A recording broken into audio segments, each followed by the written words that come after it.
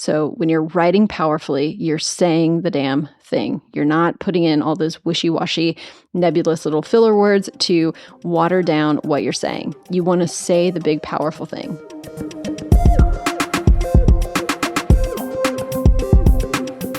Hello, and welcome to the Copy Lab podcast, the marketing and business podcast that teaches you how to write better, sell more, and ignite your business, even if you suck at writing. I'm your host, Sara Estes, entrepreneur, copywriter, marketing strategist, and founder of Copy Tiger, where I help change makers, disruptors, and dreamers get their message to the masses. Let's get started.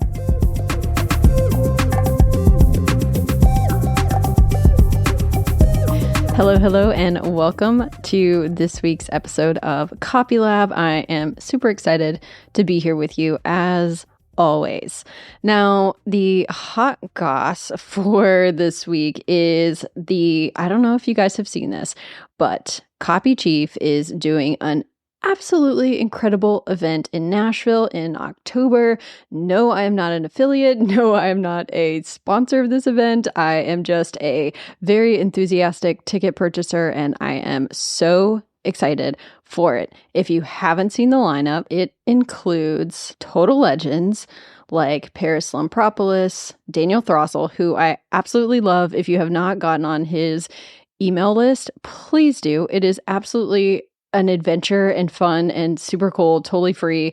We've got Laura Belgrave's going to be there, Taylor Welsh, Chris Orzechowski, and just so many others. Oh, Brian Kurtz and Cole Schaefer, who is another Nashville copywriter, which is awesome. Sean Twing, Lucas Reschke, and of course, Kevin Rogers, which is amazing. If you don't listen to the Copy Chief podcast, you definitely should be. It is fabulous. So I am just thrilled that this event is going to be in Nashville. If you don't know, I live in Nashville. It's my hometown. So it's going to be super cool to have basically the world's greatest copywriters in my city for a weekend. So I am just counting down the weeks, the months until that event happens. I haven't been to a ton of conferences and copywriting events, mostly because, well, there was a pandemic, and then I just haven't found ones that I've really wanted to go to recently. So this one is going to be amazing, and just lucky that it is in my hometown. So if anyone listening is going to be at that event, please hit me up and let me know, because I will probably want to hang out, and I'll be there, and we should meet up, and that would be awesome. So let's dive right into today's episode. Today, I want to talk about how to fix a very, very common problem that I see all the time in copywriting, and that is too many words. And the way to fix this problem is simply remove all the useless filler words. And this is actually something that Marie Forleo teaches in her Copy Cure course, which is absolutely amazing. But it's one of those like kind of nitty-gritty writing techniques that I think is absolutely crucial to any copywriter out there. And it's a good way to go back and edit existing copy if you're trying to figure out why it's just not working. So maybe you're an entrepreneur who has a copy on their website, has emails going out, but they're not really where you want them to be. This might be the problem. So I want you to listen to this episode and then take these lessons and go back and look at what you've written and evaluate it through these lenses. And it's going to be a huge help, I promise. And if you're writing right now, then take a look at what you're working on and filter it through these editing processes. All right, so there are a few segments to this.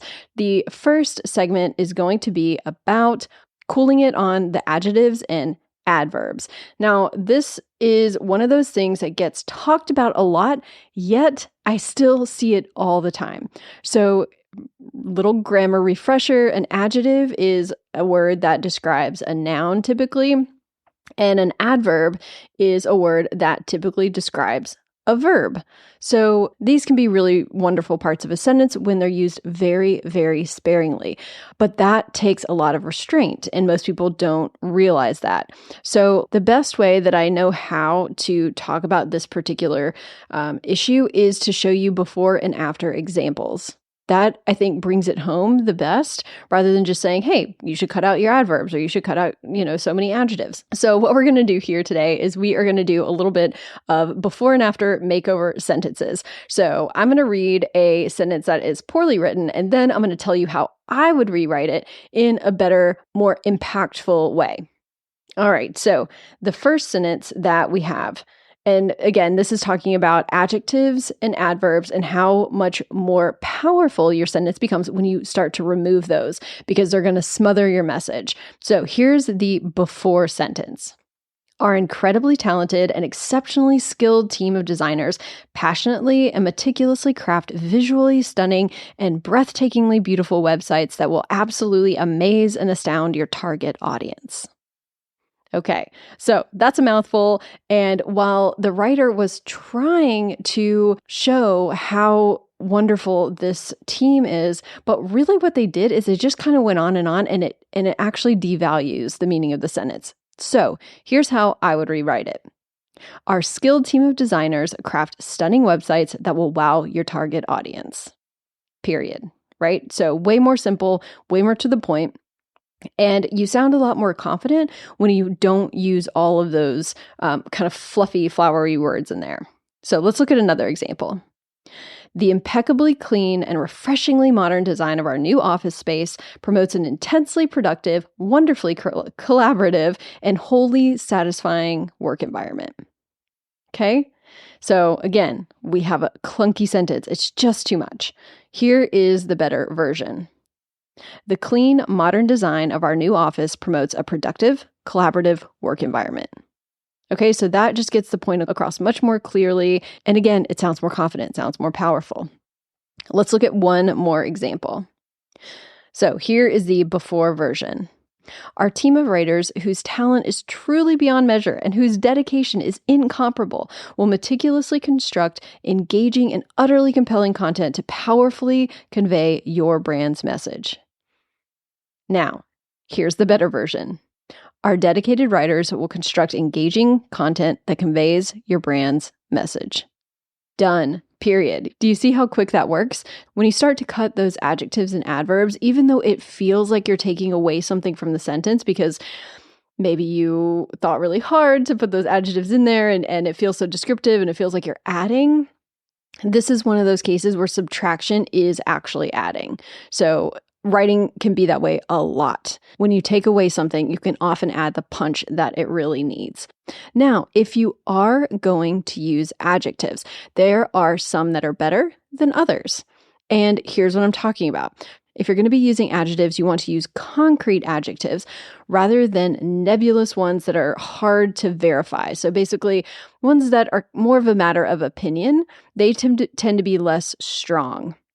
So what are concrete good adjectives versus squishy bad adjectives? So the concrete ones that we want to use are things like blue, wooden, shiny, leather-bound, broken down, two-door, heavy, 24 karat, transparent, bitter, hairy.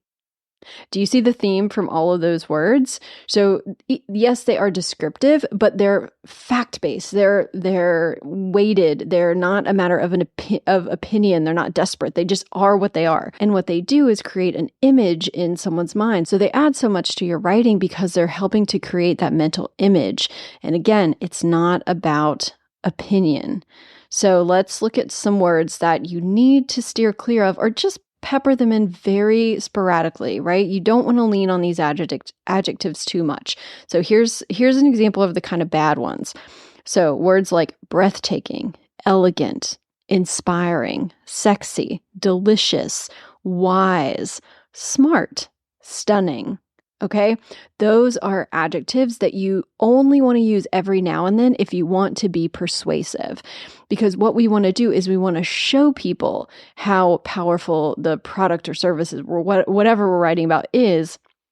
And it's counterintuitive, but the best way to do that is to not sound like you're trying desperately to convince them. Okay, so when you are cutting out those adjectives, a good rule of thumb is to keep the concrete adjectives, but take out as many of the nebulous, squishy, opinion-based adjectives as you can. So instead of using adjectives and adverbs, use action verbs instead. So what do I mean by that? Verbs are going to power up your sentence. They're going to make it punchier. They're going to make it more entertaining. They're going to make it better all around. So instead of using an adverb, I'll give you an example here. So let's say your sentence says, he spoke quietly, right? And the adverb is quietly there. Instead of saying he spoke quietly, you just want to say he whispered, right? So that's a better verb there. Rather than having two words, you can just consolidate it into one more powerful, more evocative word. So whenever you can do that, whenever you can change out an adverb for an action verb or a more powerful verb, you want to do that. So let's look at some ways of how you can exchange adjectives for an action verb or a phrase. I'm going to give you a few examples of these so that you can understand what I'm talking about. I know sometimes the terminology gets a little, kind of hard to follow, but here's some examples to help lock these in place. So before, we have an entertaining book. That's the before phrase.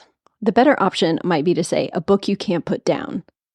So if you compare those, an entertaining book versus a book you can't put down, saying a book you can't put down is just more entertaining. It's more powerful. It's got a little more punch than just explaining that it's an entertaining book. We're actually showing them. So another example is a gorgeous dress versus, a better way to say it, a dress that turns heads, right? So you start to get images in your head. It just sticks with you a little bit better, and you've even got a little bit of story in there, but it's something you can relate to. Rather than saying, oh, I've got a gorgeous dress for sale, you can say, this dress turns heads, right? So it's just a better way to say it. Another example, a heartwarming story versus a story that warms your cold black heart. So the second one is going to be a lot more visceral for the reader rather than just saying a heartwarming story. That's super cliche. It could mean any story. But putting a little more oomph into that sentence is better. So another example, a suspenseful novel versus a novel that keeps you guessing till the end, right? Just a different way to say it, but the second one is more powerful and has a lot better chance of keeping your reader engaged. All right, so let's expand these to sentences. So the before sentence that we're working with here is, we're developing an innovative technology. Innovative being the adjective here. Now, how I would write it, I would say, we're developing a technology that will reshape the world. That is a more powerful way to say that sentence. So rather than saying, oh yeah, we're innovative, you say, we're reshaping the world. It just lands different. Another example, she delivered an inspiring speech. Perfectly fine sentence. The better way to write it, how I would write it, is, she delivered a speech that lit a fire in the hearts of her audience. So there you see, you have a little more action there, you've got a better mental picture, and it just adds more to the sentence. Let's look at other ways that we can fix the too many words problem. Now, here is something very quick, easy, and simple. You are going to cut out all of these little tiny words that you don't need. These are lazy words that have no business being anywhere around. So this is one of the easiest ways to edit your work, is to go through, and I want you to get rid of all these words. Okay, I'm going to give you a little list of them, and you'll see what I'm talking about. These words dull the edge of your writing, and they don't do anything to help you make direct, bold, clear statements. So, and we call these filler words. They're just totally useless. They include a bit, kind of, sort of, really, very, fairly, pretty, a little, more or less, somewhat, and quite. So that's just a short list of words that you can almost always leave out of your writing. I'm going to show you, again, I think the best way for me to show examples of how writing works is to do these before and afters. So we're going to go into some before and afters of this as well. This is an interesting topic because I believe in writing like you talk, but there are just a few things that we say when we talk that don't need to be in your copywriting. And these words are some of them. I know they come out a lot when we're speaking, but we don't want them in our writing because it just mucks things up. It's too many words that don't need to be there. And again, it actually has a negative overall effect for your writing. So let's look at a before sentence. I think it's very important to take breaks somewhat regularly. Now, the better way to say that, the way that I would write it is, it's important to take regular breaks, right? Just say the damn thing. So instead of being like, oh, it's very important to take breaks somewhat regularly, no, nobody knows what that means, right? Because you're canceling things out and you're qualifying things in ways that are confusing. Just say it's important to take regular breaks. It's clear, it's direct. Another one. This is the before sentence. This is kind of a crucial step in the process. So which word do you hear there? It's kind of. That needs to be taken out. So what do you say? You say, this is a crucial step in the process. Let's look at another one. All right, here's the before sentence. He's sort of the best player on our team. Quite talented, really. Now, how can we say that better? What we would say is, he's the best player on our team. So when you're writing powerfully, you're saying the damn thing. You're not putting in all those wishy-washy, nebulous little filler words to water down what you're saying. You want to say the big, powerful thing. So one more example. The before sentence is, I'm fairly certain that we've more or less achieved our goals for the quarter. Now, what do we say instead? What's the better way? It's, we've achieved our quarterly goals. That is the way that you want to write that sentence. Let's move on to one of my favorite grammar issues to talk about, and that is active voice versus passive voice. Now, if you don't remember what active and passive voice is, active voice puts the subject of the sentence in the action-taking position. So you know exactly who's making the action that is happening in the sentence. And passive voice instead kind of obscures who is actually doing the action. So I'm going to show you a few example sentences of active versus passive, and you'll start to understand what I'm talking about. And I see this all the time in copywriting. I think it's a way of not being direct and not saying what you actually mean. And so you need to almost always write in active voice when you're copywriting. Now, there are times where you want to use passive voice, and I'll talk about those after we discuss active voice, because there is a reason to use it. But we don't want to do it in copywriting most of the time, because active voice is going to create bold, direct, engaging writing. Passive voice is just indirect, it's unclear, and honestly, it's just kind of wimpy. So here's an example of a sentence that is written in passive voice. The wine was drunk by him. All of it. Okay, that is passive voice. Now, the way to say that in active voice is he drank all the wine, right? So we're putting him as the person who's acting. When you say the wine was drunk by him, that is kind of confusing. Or it's putting him later in the sentence, and we don't want to do that. The more direct way to say it is he drank all the wine. All right, let's look at another example of a passive voice sentence. The proposal was rejected by her. Okay, that's passive. The active voice is going to be, she shot down the proposal faster than a rogue asteroid. Okay, so that's a good example of how active voice is just putting her into more of an action role. So another example of a passive voice sentence is, the karaoke microphone was monopolized by her all night. Okay, and the active way to say that, the way to say it in active voice, is she hogged the karaoke mic all night. Okay, it's just more clear, more direct. You understand what's going on. All right, and then our last passive versus active voice example is, here's the passive voice. A spicy love letter was written by him to her. Now, here's how we say it in active voice. He wrote her a love letter so spicy it could season a burrito. All right, so hopefully that helps you understand what active voice sounds like versus passive voice. Okay, so it's really just who is acting in the sentence. So keep that in mind when you're writing your sentences. Now, let's talk really quickly about when you might want to use passive voice. Now, it's kind of a tactical way to write, and it's not usually used in marketing, but you might want to use it when you want to avoid assigning blame or responsibility to somebody. So if you're really not trying to put all the blame spotlight on someone, you might want to word something in the passive voice. So here's what that would sound like. In passive voice, it would say, the payment was not processed correctly. Versus the active voice, which would say, you didn't process the payment correctly. So you see the passive voice where you say the payment wasn't processed correctly, that doesn't put anyone at blame and it's just a neutral statement. Whereas the active voice does assign some kind of blame, right? You're saying you didn't process the payment correctly. Another time that you might want to use passive voice is when you want to be diplomatic or tactful. So here is an example of the passive voice. So a mistake was made in the calculations and the plane went down. Okay, so we're not putting anybody in the action seat there. Now, the active voice version of that sentence is going to be Brendan made a mistake in the calculations and the plane went down.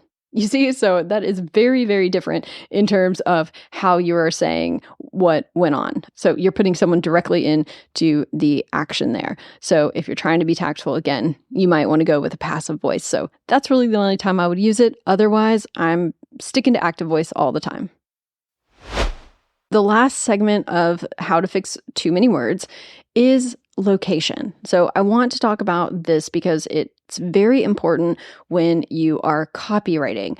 So what I want you to remember is that the first words in the line of your sentence are the most valuable real estate. So you want to cut to the chase very early in the sentence, because if someone's going to read your sentence, there's a chance that they might only read the first few words and then they'll kind of trail off at the end.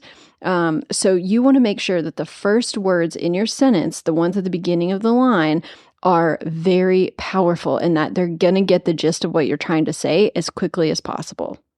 So when you look at your copy, scroll down the page and make sure that the first 3 words, say it's the first 3 words in your headline, the first 3 words of a particular paragraph, all of those, you want to make sure that those words matter. You want to make sure that they carry weight. So what does that look like? Again, let's go back with the examples and let's look at a few before and after. All right, so instead of saying, when you want to relax after a long day, nothing beats our ultra plush bathrobes. So considering the location principle, the better way to write this is unwind in luxury after a long day with our ultra plush bathrobes. In the before sentence, the first 4 words were when you want to. Now, you don't get anything from those words. In the second sentence, the first 4 words were unwind in luxury after, right? So even though, you don't hear about the bathrobes or whatever, you get the message that you're unwinding in luxury, right? So that is very powerful. So let's look at another example. Here's the before sentence. Our team is working tirelessly to provide you with the best customer service. Okay, so what are the first words there? First words are, our team is working. Not so bad, but let's see if we can amp it up. So here's how I would write it. First-class customer service is our mission, and our team is on it around the clock. There we go. What are the first few words of that sentence? It's first-class customer service is. Okay, so you're getting the sense of what it's about already from just the first few words of the sentence. Okay, one more example to prove this point. All right, the before sentence is going to be, after extensive research and numerous trials, we found that our fitness app significantly improves workout efficiency. Okay, again, not a terrible sentence. Could totally work. However, a better way to say it is this. Supercharge your workouts with our new fitness app, a game changer born from countless research trials and testing. Now, do you see the difference? In the improved sentence, those first few words are supercharge your workouts. Okay, so if they don't read the rest of the sentence, they at least know that what we're talking about is supercharging their workouts. Whereas that beginning sentence, the first few words were after extensive research and numerous trials, right? So that's not telling them anything. They're not getting anything from that. So just keep that in mind. It's a good rule of thumb, and it can be a way to fix especially your online copy. So think of that, switch your words around if they need to, and make sure the beginning of your sentences are really powerful. Another place that this comes into play is in your bullet points. So again, another really common problem. So people get really excited about putting the bullet points in, especially when it comes to sales pages, landing pages, things like that. And that's awesome. Bullet points are great, but you can royally mess them up by putting too many words in the beginning of each bullet point. So what do I mean by this? It's going to be hard to say it. This is when I wish that I had a screen sharing system on this podcast, but we're going to work with audio. I'm going to read you the before bullet point list, and then I'm going to read you the after. Before, it's going to say, in this course, you will, and then you're going to have a colon, and you're going to start your bullet list. Learn how to save more, learn how to invest your money, and learn how to expand your wealth. Those are the 3 bullet points that you've got on your sales page. Now, what's wrong with that is you've got learn how to on every single bullet point, and you can nix that so that the bullet points are more powerful. So what you want to do instead is to rewrite it so that it says, in this course, you'll learn how to, colon, and then your bullet points are save more, invest your money, and expand your wealth. Right? So we're taking that visual of each bullet point and you're putting the most powerful words at the very beginning, right after the bullet point. Okay. So instead of having, repeating the same thing over and over again, you want to cut that out, put it at the top, and then have your bullet points be much more powerful. All right, so that is our crash course in how to remove too many words, useless filler words, all that good stuff. I hope this has been helpful and you'll be able to go back and look at your copy and make some major improvements. If you haven't signed up for my newsletter yet, head to copytiger.com/newsletter and get on that. I send weekly emails about this podcast, so you'll never miss an episode. And I also share stories, content, tips, and other things that only go through my email list. I don't share them anywhere else. So join me there. You won't regret it. It's fun stuff. Also, be sure to follow and subscribe to this podcast on Apple Podcasts, Spotify, Stitcher, or wherever you get your podcasts. And remember, the right words can help you make a huge difference in the world. So keep writing. I'll see you in the next episode.